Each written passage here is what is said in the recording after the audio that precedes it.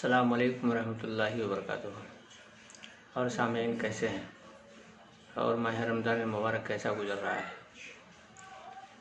ہم لوگ تو روزہ رہتے ہیں، لیکن میں آپ کے سامنے آج ایک ایسی بات بتانے کے لیے جا رہا ہوں جس کو سن کر آپ حیرت میں پڑ جائیں گے اور سوچنے پر مجبور ہو جائیں گے کہ روزہ داروں میں سے بھی کچھ ایسے روزہ دار کی ایسی حالت ہے۔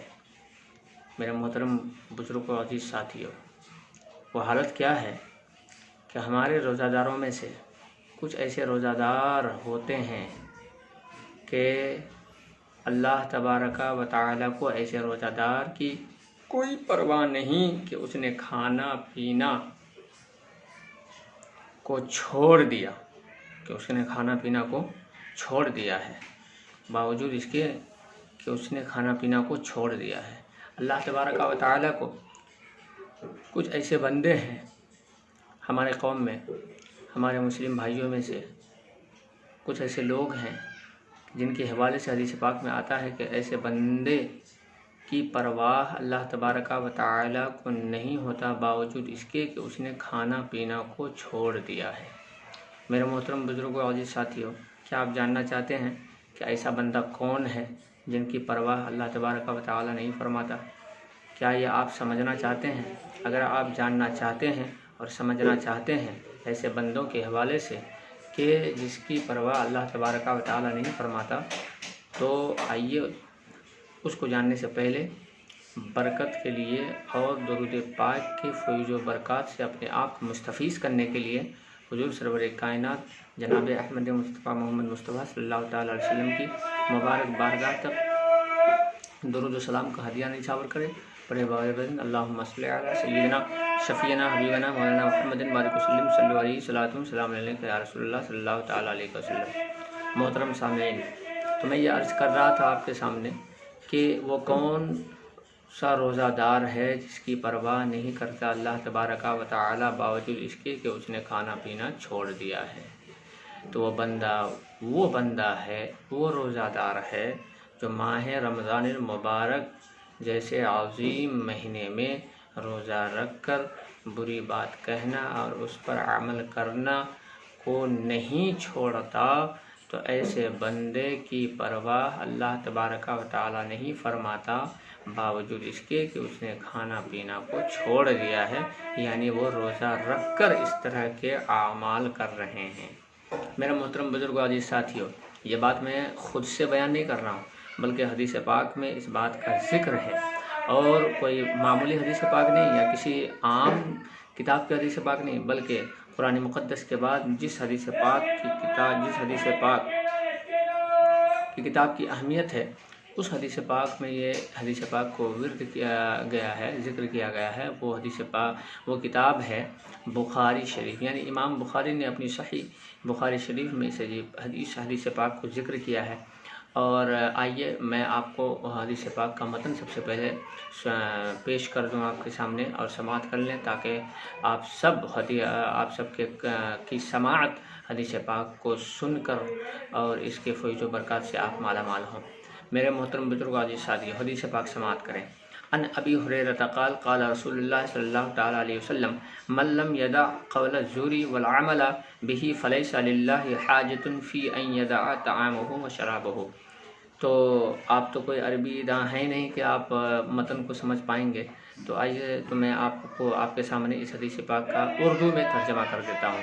اردو میں ترجمہ ہے، یعنی حضرت ابو ہریرہ رضی اللہ تعالی عنہ نے کہا کہ حضور علیہ الصلوۃ والسلام نے فرمایا کہ جو شخص روزہ رکھ کر بری بات کہنا اور اس پر عمل کرنا ترک نہ کرے، تو خدا تبارک و تعالی کو اس کی پرواہ نہیں کہ اس نے کھانا پینا کو چھوڑ دیا ہے۔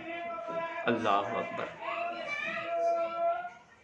اب آپ ذرا غور کیجئے اور سوچئے کہ اگر یہ عادت ہمارے اور آپ میں ہے، تو ہم جو صبح سے لے کر شام تک روزہ رکھتے ہیں، روزہ رہتے ہیں، کھانے پینے کو چھوڑتے ہیں، پیاسا رہتے ہیں، بھوکا رہتے ہیں، تو یہ ہمارا روزہ بارگاہ خداوندی میں قبول نہیں ہوگا۔ تو کیا آپ ایسا چاہتے ہیں کہ صبح سے لے کر شام تک بھوکا بھی رہیں اور آپ کا روزہ बारगाह खुदाबंदी में मकबूल भी ना हो। कौन ऐसा बंदा चाहेगा। तो हज़रात, इसीलिए अगर आपके या हमारे अंदर, हम में से किसी के अंदर इस तरह की कोई बुरी आदत है तो वो अल्लाह के वास्ते इस माह रमज़ान मुबारक के वास्ते ऐसी आदत को छोड़ दे और रोज़ा मुकम्मल रहे, ताकि मुकम्मल रोज़ा का सवाब और मुकम्मल रोज़ा बारगाह खुदाबंदी में मकबूल हो।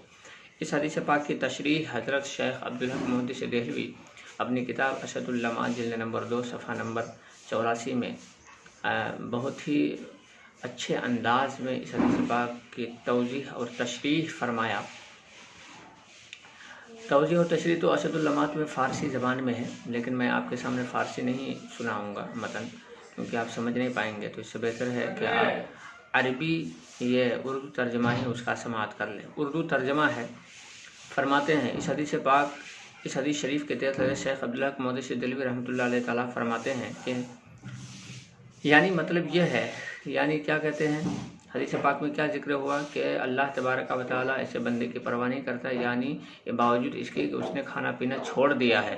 तो इसका मतलब है यानी रोज़ा कबूल ऐसे बंदे का बारगाह खुदाबंदी में नहीं होगा, ऐसे बंदे का रोज़ा मकबूल नहीं होगा अल्लाह की बारगाह में। इसलिए क्यों नहीं मकबूल होगा?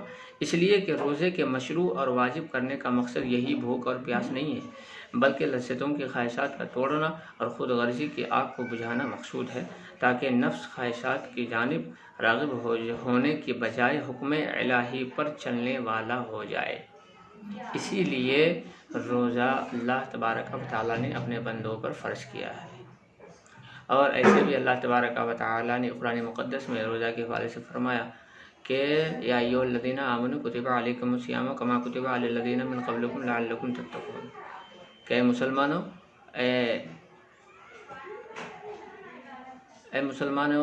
ए ईमान वालो, तुम पर रोज़ा फ़र्ज़ किया गया जैसा कि तुमसे अगले वाले पर फ़र्ज़ किया गया था। क्यों फ़र्ज़ किया गया? लअल्लकुम तत्तक़ून, ताकि तुम मुत्तक़ी और परहेज़गार हो जाओ। तो हज़रात, इसीलिए वो बंदा जो रोज़ा रख कर बुरी बात कहना और उस पर अमल करने को नहीं छोड़ता है, तो ऐसे बावजूद इसके कि उसने खाना पीना तो छोड़ दिया है, लेकिन रोज़ा रह कर इस तरह के हरकत और सकनात का अमल कर रहा है, तो इसलिए ऐसे बंदे का रोज़ा मकबूल बारगाह खुदावंदी में नहीं होगा।